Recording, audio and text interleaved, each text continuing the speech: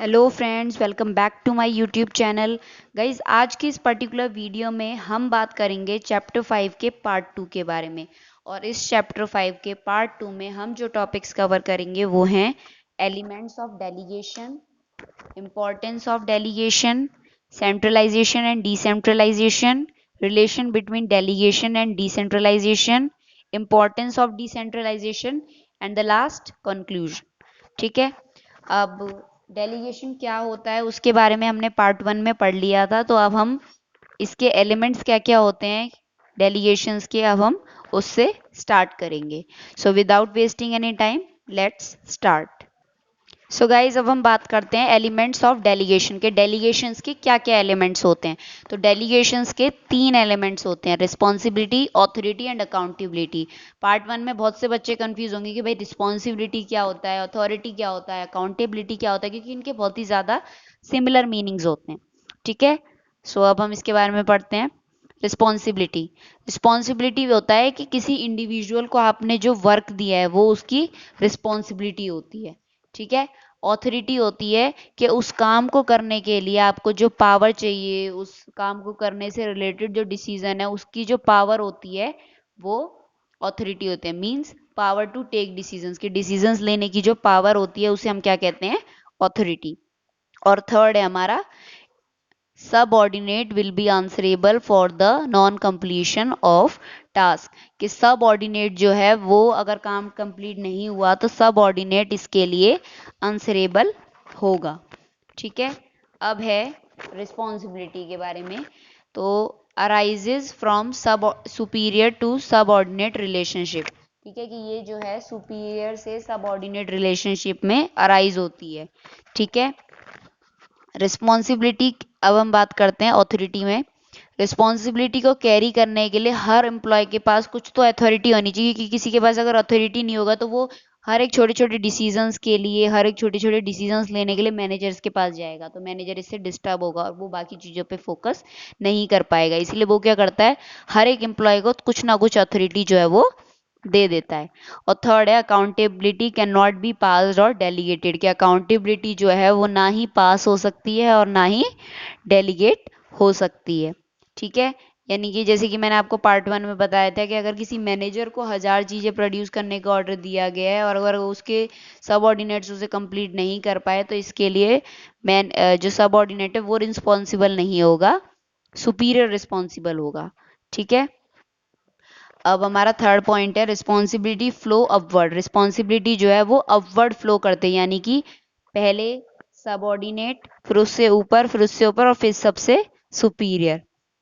Authority, authority जो है वो डाउनवर्ड फ्लो कर दे, यानी कि सुपीरियर होता है, सुपीरियर अपनी ऑथोरिटी अपने सबऑर्डिनेट्स को डिस्ट्रीब्यूट करता है, यानी कि डाउनवर्ड आती है। और अकाउंटेबिलिटी, अकाउंटेबिलिटी जो है वो अपवर्ड फ्लो करती है। मींस कि जो मैनेजर होता है वो अपनी जो रिस्पॉन्सिबिलिटी है वो आगे और किसी को पास फॉरवर्ड करता है, लेकिन अकाउंटेबल तो वही रहता है, लेकिन अपने काम को जो है वो थोड़ा डिवाइड अपने सबऑर्डिनेट में करता है, तो ये अपवर्ड फ्लो करती हैं। ठीक है। रिस्पॉन्सिबिलिटी और अकाउंटेबिलिटी अपवर्ड फ्लो करती हैं और ऑथोरिटी ही सिर्फ डाउनवर्ड फ्लो करती हैं। तो अब बढ़ते हैं हमारे नेक्स्ट टॉपिक की ओर। ओके। सो अब हमारा नेक्स्ट टॉपिक है इम्पोर्टेंस ऑफ डेलीगेशन। के डेलीगेशन जो है वो ज़रूरी क्यों होता है? तो पहला हमारी इम्पोर्टेंस का पॉइंट है इफेक्टिव मैनेजमेंट। ठीक है। कि डेलीगेशन के प्रोसेस में क्या होता है, मैनेजर जो है वो रूटीन वर्क को अपने सबऑर्डिनेट्स में पास आउट करते हैं। ठीक है। और मैनेजर्स की मेन जॉब होती है कि वो जो है काम को इफेक्टिवली करें। ठीक है। और ये काम इफेक्टिवली कब हो सकता है, जब वो अपनी ऑथोरिटीज़ और अपनी रिस्पॉन्सिबिलिटीज़ जो हैं वो मैनेजर्स को डेलीगेट करें। ठीक है। ताकि वो जो है उस काम को इफेक्टिवली और एफिशिएंटली अपने सबऑर्डिनेट से करा सकें। ठीक है। नेक्स्ट हमारी इंपॉर्टेंस है एम्प्लॉयज़ डेवलपमेंट। ठीक है। डेलीगेशन एम्प्लॉयज़ को क्या होता है, ज़्यादा अपॉर्चुनिटी मिल जाती है ताकि वो जो है अपने टैलेंट्स को यूज़ कर सकें। ठीक है। डेलीगेशन की वजह से एम्प्लॉयज़ को बहुत सारी अपॉर्चुनिटी मिलती हैं ताकि वो अपने टैलेंट्स को यूटिलाइज कर सकें। ठीक है। डेलीगेशन की वजह से ही जो मैनेजर्स होते हैं वो अपनी कंपनीज का फ्यूचर जो है वो और भी ज़्यादा बेटर कर सकते हैं अपने स्किल्स को यूज़ करके, अपने वर्क एक्सपीरियंस को गेन करके, ताकि वो जो है और भी ज़्यादा हायर पोजीशन पे जा सकें। ठीक है। थर्ड इम्पॉर्टेंस है हमारी मोटिवेशन ऑफ एम्प्लॉयज़। ठीक है। डेलीगेशन में क्या होता है, जब मैनेजर जो है वो अपनी रिस्पॉन्सिबिलिटी और अपनी ऑथोरिटी को अपने सबऑर्डिनेट्स के साथ शेयर करता है, तो ये उसके सबऑर्डिनेट्स को मोटिवेट करती है, क्योंकि उस अगर वो जब ये रिस्पॉन्सिबिलिटी जो है डिस्ट्रीब्यूट करती है तो सबऑर्डिनेट्स को लगने लगता है कि हाँ हम इस कंपनी से बिलोंग कर रहे हैं। क्योंकि मान लीजिए अगर वो कंपनी में काम कर रहे हैं, जॉब जो सुपीरियर है वो सबऑर्डिनेट्स पे ध्यान नहीं दे रहा, तो उन्हें लगता है हाँ बस हम काम कर रहे हैं। लेकिन जब वो काम को उनमें डिस्ट्रीब्यूट करते हैं तो इससे जो है वो मोटिवेट होते हैं और उन्हें बिलोंगिंगनेस की फीलिंग आती है। ठीक है। और वो जो है अपना ट्रस्ट फिर दिखाना शुरू करते हैं, वो ये समझना शुरू कर देते हैं कि हाँ उनका जो सुपीरियर है वो उन पे ट्रस्ट कर रहा है। तो इससे क्या है कि कुछ एम्प्लॉयज़ जो हैं वो मोटिवेट होते हैं इस तरह से। अब फोर्थ इम्पॉर्टेंस है हमारी फैसिलिटेट्स ऑर्गेनाइजेशनल ग्रोथ। ठीक है। कि डेलीगेशन के प्रोसेस में क्या होता है, जब मैनेजर जो है अपनी रिस्पॉन्सिबिलिटी और अथॉरिटी को पास करता है अपने सबऑर्डिनेट्स में, तो वो ये सोच के रखता है कि उस सबऑर्डिनेट्स की क्वालिफिकेशन क्या है और उसकी कैपेबिलिटी क्या है। बिना क्वालिफिकेशन या कैपेबिलिटी के अकॉर्डिंगली वो ये अथॉरिटी को डेलीगेट नहीं कर सकता। मान लीजिए कि एम्प्लॉय है, उसको कुछ भी नहीं आता, तो क्या आप उसको किसी हायर पोस्ट पे अपॉइंट कर सकते हैं? नहीं।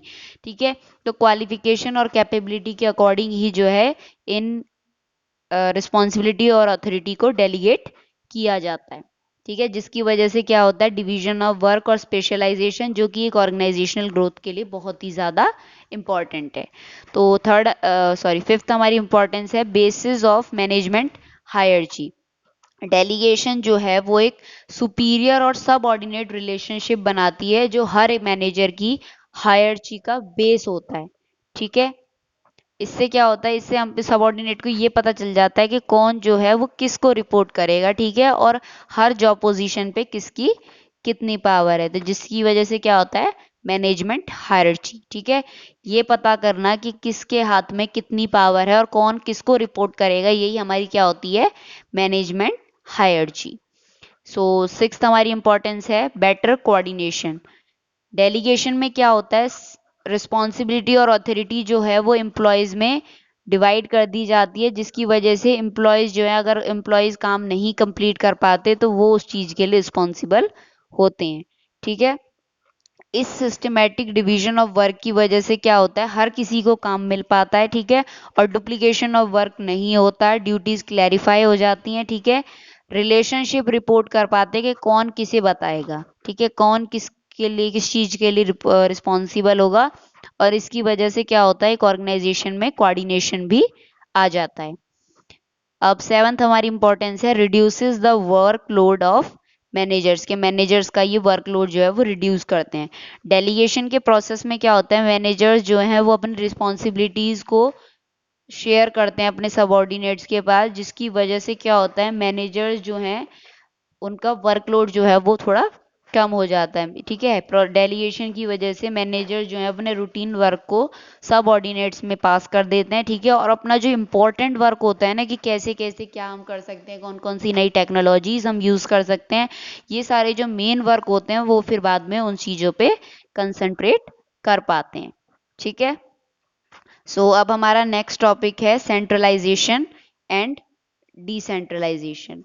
Centralization refers to concentration of power or authority in few hands, that is top level। ठीक है। सेंट्रलाइजेशन का मतलब होता है कि कुछ ही हाथों में पावर या अथॉरिटी होना, यानी कि टॉप लेवल के जो लोग होते हैं उन्हीं के हाथों में ही सिर्फ पावर होना। और डिसेंट्रलाइजेशन का मतलब होता है कि हर लेवल ऑफ मैनेजमेंट के, मतलब मैनेजमेंट के हर लेवल पे हर किसी को कोई ना कोई अथॉरिटी जो है वो डिस्ट्रीब्यूट करना। ठीक है।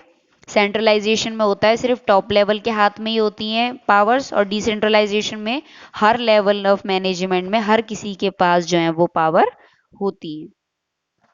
ठीक है। अब हमारा नेक्स्ट टॉपिक है relation between delegation and decentralisation. Delegation और डिसेंट्रलाइजेशन समवट कॉमन ही है। ठीक है। डिसेंट्रलाइजेशन जो है वो डेलीगेशन का एक्सटेंशन है, मीन्स डेलीगेशन से काफ़ी बड़ा प्रोसेस है। डेलीगेशन में क्या होता है कि हम जो है अथॉरिटी को 2 लोगों के साथ मल्टीप्लाई कर देते हैं इस तरह से, ठीक है।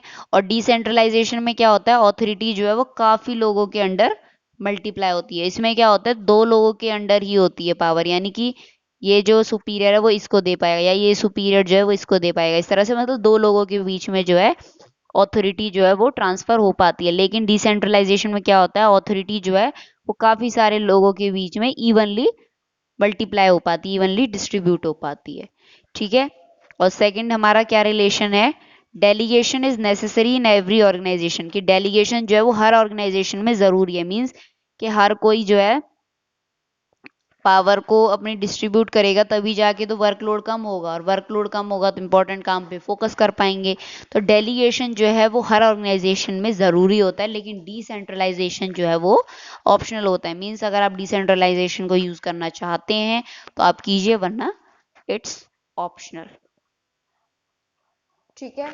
सो अब हमारा नेक्स्ट टॉपिक है इम्पोर्टेंस ऑफ डिसेंट्रलाइजेशन, के डिसेंट्रलाइजेशन की क्या क्या इंपॉर्टेंस है। पहले हमने डेलीगेशंस की इंपॉर्टेंस पढ़ी थी, अब हम बात करेंगे डिसेंट्रलाइजेशन की इंपॉर्टेंस के बारे में। तो पहली इंपॉर्टेंस है डेवलप इनिशिएटिव अमंग सबऑर्डिनेट्स, की ये जो है सबऑर्डिनेट्स के बीच में इनिशिएटिव डेवलप करता है। कैसे डेवलप करता है कि ऑथोरिटी को जब ये लोग मिडिल और लोअर लेवल पे पास करते हैं तो इससे क्या है, टॉप लेवल का जो ट्रस्ट है और फेथ जो है वो उनके सबऑर्डिनेट्स पे बनना शुरू हो जाता है। और ये जो ट्रस्ट और फेथ होता है ये एम्प्लॉयज को मोटिवेट करता है अलग अलग लेवल्स पे कि वो जो है डिसीजंस ले सकते हैं, जिसकी वजह से क्या है वो और भी बेटर काम करने की कोशिश करते हैं, और इस ट्रस्ट और फेथ की वजह से ही उस काम को करने में इनिशिएटिव लेना शुरू कर देते हैं। सेकंड हमारी इंपॉर्टेंस है develop managerial talents for future. इसमें क्या है, डिसेंट्रलाइजेशन में क्या होता है कि मैनेजर्स जो है वो लोअर और मिडिल लेवल पे काम करते हैं, उन्हें डिसीजंस लेने की आर्ट पता चल जाती है, ठीक है। वो के डिसीजंस कैसे लेते हैं उन्हें ये समझ में आ जाता है, उन्हें अलग अलग एक्टिविटीज़ को परफॉर्म करने का एक्सपीरियंस आ जाता है, ठीक है। और उन्हें ये भी मैंने मतलब ऑथोरिटी को कैसे मैनेज करना है उन्हें ये भी समझ में आ जाता है, ठीक है। तो डिसेंट्रलाइजेशन की वजह से क्या होता है कि इनमें फ्यूचर के लिए मैनेजरल टैलेंट्स आ जाता है कि कैसे डिसीजंस लेने हैं, कैसे ऑथोरिटी को पास आउट करना है।